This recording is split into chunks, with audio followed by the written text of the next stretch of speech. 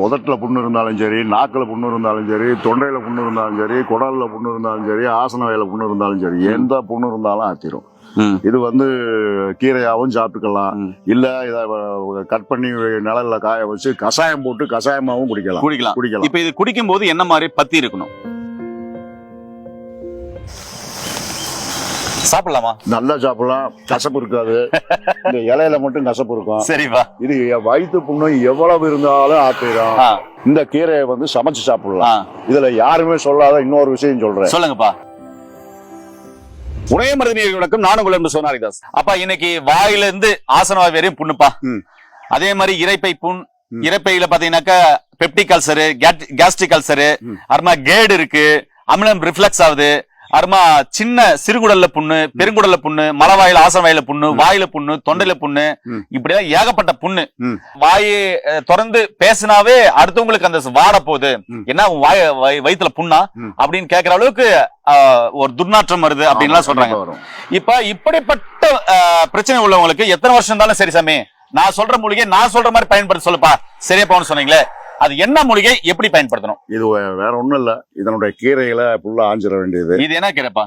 இது மணத்தக்காளின்னு பேரு இருக்கு. இதுக்கு பேரு மணத்தக்காளி. ஆமா, இது பாருங்க, நிறைய பேர் பாத்திருப்பீங்க. எங்க வேணாலும் முளைக்கும். இது பழமும் இருக்கு பாருங்க. பழம் இருக்கு பாருங்க. இந்த பழத்தை எடுத்து அப்படியே லேசா நசுக்கி சாம்பல் மிக்ஸ் பண்ணி கொஞ்சம் வெயில்ல காய வச்சு அதுக்கப்புறம் எடுத்து நடவு பண்ணா எங்க வேணாலும் இது குப்பையில கூட முளைக்கும். இந்த பழம் சாப்பிடலாமாப்பா? தாராளமா சாப்பிடலாம். சாப்பிட்டு காமிங்க. இந்த பாருங்க. அப்ப சாப்பிடுங்க. சாப்பிடலாமா? நல்லா சாப்பிடலாம். கசப்பு இருக்காது. இந்த இலையில மட்டும் கசப்பு இருக்கும். சரிப்பா. இது வயிற்று புண்ணு எவ்வளவு இருந்தாலும் ஆத்திரும். ரெண்டாவது, இந்த பழத்தை புடுங்கி லேசா உப்பு போட்டு மோர்ல ஊற வச்சு இந்த காய வெயில்ல நல்லா காஞ்சிட்டு அதுக்கப்புறம் வத்தலா பொரிச்சு சாப்பிடலாம். சாப்பாட்டுக்கு வத்தலாவும் வச்சு சாப்பிடலாம். சுண்ட வத்தல் சாப்பிடலாம், அது மாதிரி இதை சாப்பிடலாம். இந்த கீரையை சமைச்சு சாப்பிடலாம். இதுல யாருமே சொல்லாத இன்னொரு விஷயம் சொல்றேன். சொல்லுங்கப்பா. நாய்க்கடின்னு இப்ப பெரிய பிரச்சனையா இருக்கு. நாய்க்கடி. ஆமா, ஆஸ்பத்திரிக்கு போனா அந்த நாய்க்கடி ஊசி இல்லைன்னு இப்ப அது இல்லாம சில நேரங்கள்ல இருக்கு. ஆனா வெறி நாய் கடிக்கு சாதாரண நாய் கூட இல்ல, வெறி நாய், வெறி பிடிச்ச நாய் கடிச்சா அவனு நாய் மாதிரியே குலைச்சுதான் ஜாவான். ஆமா. இந்த இலைச்சாறு இல்ல, இலையாவே அரைச்சு ஒரு இவ்வளவு பெருசு எடுத்து தண்ணியில இது பண்ணி வாயில போட்டு தண்ணியை குடிச்சா ஒரு 7 நாளைக்கு தொடர்ந்து குடிச்சா வெறி நாய் கடியினுடைய விஷம் இறங்கிடும். Wow, super. அப்பா, அற்புதமான தகவல் சொல்லிருக்கீங்க. இதை பாத்தீங்கன்னாக்கா எமர்ஜென்சிக்கு நீங்க கண்டிப்பா பயன்படுத்திக்கலாம். அதுக்கப்புறம் நீங்க கண்டிப்பா போயிட்டு ஊசி மருந்து மாத்திரைகளை கண்டிப்பா எடுத்துக்கோங்க. இப்போ அப்பா சொன்ன மாதிரி எந்த வகையான அல்சர் சம்பந்தமான பிரச்சனை இருந்தாலும் இது எப்படி சாப்பிடணும் சொன்னீங்கப்பா? கீரை அப்ப பச்சை தண்ணி குடிச்சாலும் வயிறெல்லாம் ஏறுதுப்பா. ஆமா, அது பாசி பருப்போ துவரம் பருப்போ சேர்த்து இதை மசியல் மாதிரி பண்ணி சாதத்துல போட்டு சுடு சாதத்துல போட்டு சாப்பிட்டாங்கன்னா கண்டிப்பா அல்சர் புண்ணு கண்டிப்பா போயிடும். எவ்வளவு நாள் சாப்பிடணும்ப்பா? அது என்ன போற வரைக்கும் சாப்பிட்டுமே, என்ன இருக்கு, கீரை தானே.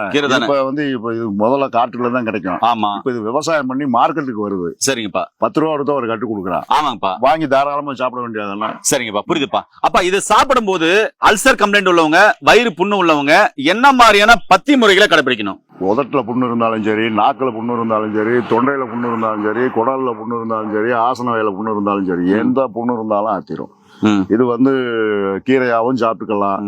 இல்ல இத கட் பண்ணி நிழல்ல காய வச்சு கஷாயம் போட்டு கஷாயமாவும் குடிக்கலாம். இப்ப இது குடிக்கும் போது என்ன மாதிரி பத்தி இருக்கணும்?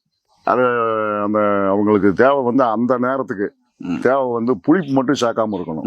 ஏன்னா அல்சர் புண்ணுக்கு புளிப்பு சேர்க்கறவங்க புளிப்பு, அது மோரா இருந்தா கூட புளிப்பு தான், பாலா இருந்தாலும் புளிப்பு தான்.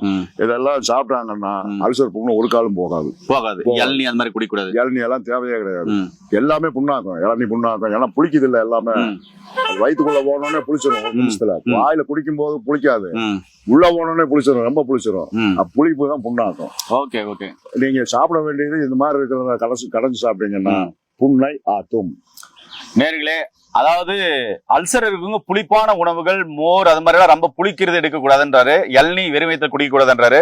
இது மாதிரியான உணவுகள் எடுக்கும் போது கொஞ்சம் தோற்பான உணவுகள் அதிகமா எடுத்துட்டு கொஞ்சம் பத்தியமா இருந்தீங்கன்னா எப்படிப்பட்ட புண்ணும் சரியாகன்றாரு. மீண்டும் இன்னொரு அருமையான பதிவு சந்திக்கலாம். நன்றி, வணக்கம். வணக்கம்ப்பா.